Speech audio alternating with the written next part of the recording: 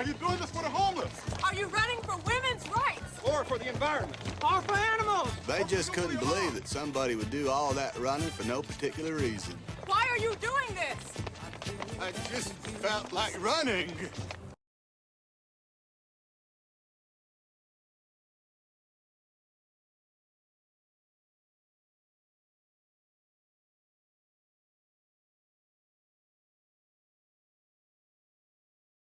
We're in hell right now, gentlemen. Believe me.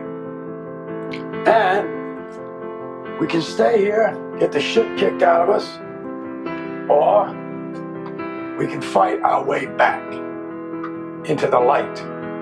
We can climb out of hell. 1 inch at a time. The inches we need are everywhere around us. They're in every minute, every second. On this team, we fight for that inch. On this team, we tear ourselves and everyone else around us to pieces for that inch. We claw with our fingernails for that inch. Because we know when we add up all those inches, that's gonna make the fucking difference between winning and losing. Between living and dying.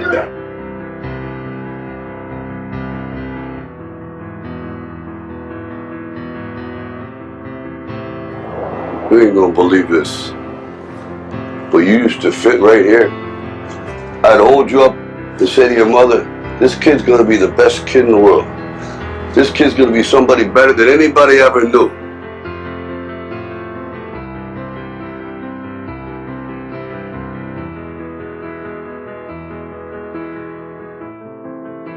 Never give in. Never give in. Never, never, never. In nothing, great or small, large or petty, never give in except to convictions of honor and good sense. Never yield to force. Never yield to the apparently overwhelming might of the enemy.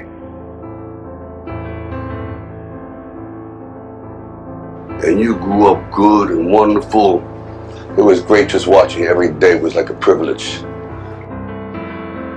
I have wrestled with an alligator.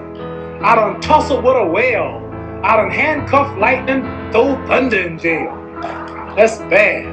Only last week, I murdered a rock, injured a stone, hospitalized a brick. I'm so mean, I make medicine sick. Bad dude, bad. I'm gonna show you how great I am.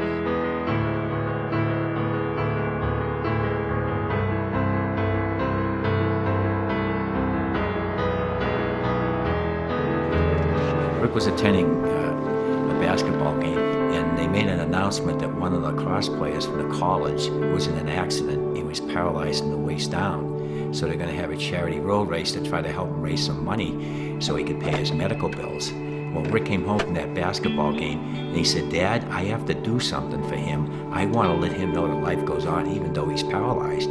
I want to run in the race. Well, at the time, I was 40 years old. I was not a runner, but we went down to the race and we finished the whole 5 miles, coming in next to last, but not last. When we got home that night, Rick wrote on his computer, Dad, when I'm running, it feels like my disability disappears, which was a very powerful message to me. If you think about it, somebody can't talk, use their arms and their legs, and now they're out there running, the disability disappears. What do I run for?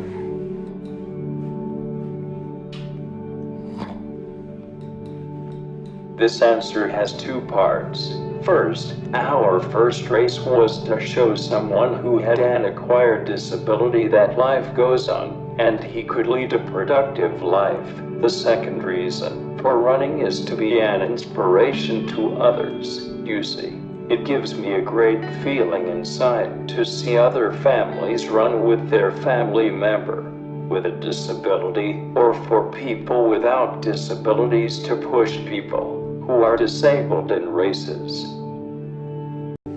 We have finished 1,091 race events in 34 years, including 252 triathlons, 6 of which are Ironman distances, 70 marathons including 30 Boston marathons, 94 half marathons, and 155 5K races. Don't ever let somebody tell you you can't do something. Not even me. You got a dream, you got to protect it.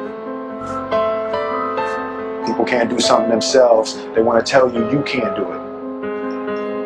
You want something, go get it. Period. Now, if you know what you're worth, now go out and get what you're worth. But you gotta be willing to take the hits and not pointing fingers saying you ain't where you want to be because of him or her or anybody.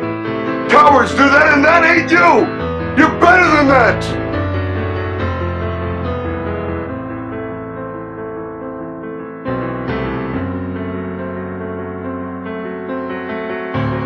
Let me tell you something you already know. The world ain't all sunshine and rainbows. It's a very mean and nasty place, and I don't care how tough you are, it will beat you to your knees and keep you there permanently if you let it. You, me, or nobody is gonna hit as hard as life. But it ain't about how hard you hit. It's about how hard you can get hit and keep moving forward. How much you can take and keep moving forward. That's how winning is done.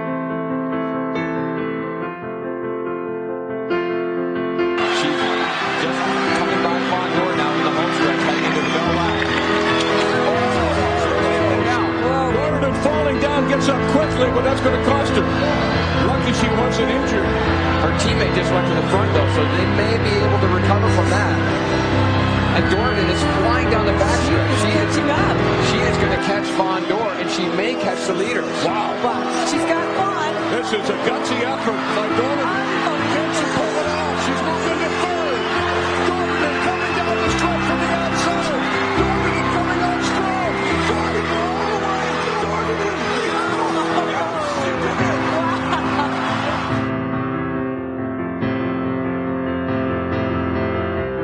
And for a long time now, you've been hearing me talk about being perfect. Well, I want you to understand something. To me, being perfect is not about that scoreboard out there. It's not about winning. It's about you and your relationship to yourself and your family and your friends. Being perfect is about being able to look your friends in the eye and know that you didn't let them down because you told them the truth. And that truth is that you did everything that you could. There wasn't one more thing that you could have done. Can you live in that moment as best you can with clear eyes and love in your heart? With joy in your heart. If you can do that, gentlemen, then you're perfect.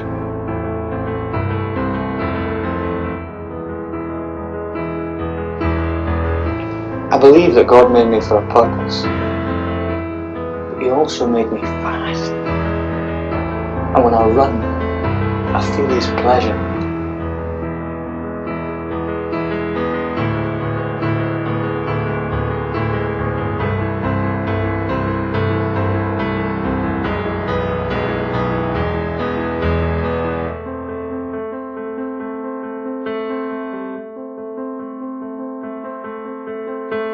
You want to take the easy way out because you're scared. And you're scared because if you try and fail, there's only you to blame. Let me break this down for you. Life is scary. Get used to it. There are no magical fixes. It's all up to you.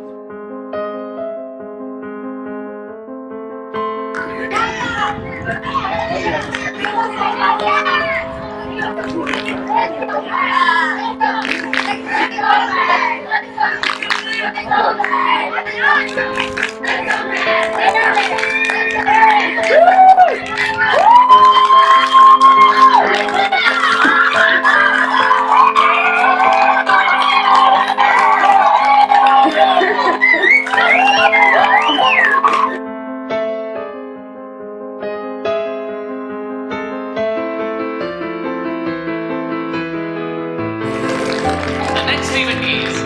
100 meters running race for physically challenged children. Give them a big hand.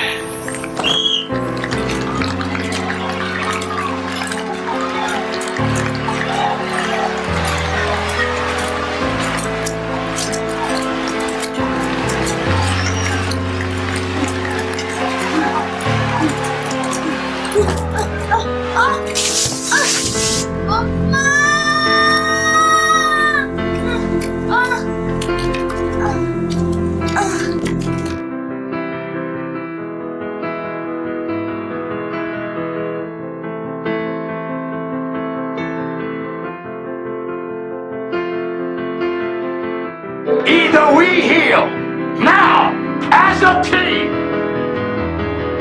or we will die as individuals. Our deepest fear is not that we are inadequate. Our deepest fear is that we are powerful beyond measure. It is our light, not our darkness, that most frightens us. Your playing small does not serve the world. There is nothing enlightened about shrinking so that other people won't feel insecure around you. We were all meant to shine as children do. It's not just in some of us, it's in everyone. And as we let our own light shine, we unconsciously give other people permission to do the same. As we are liberated from our own fear, our presence automatically liberates others.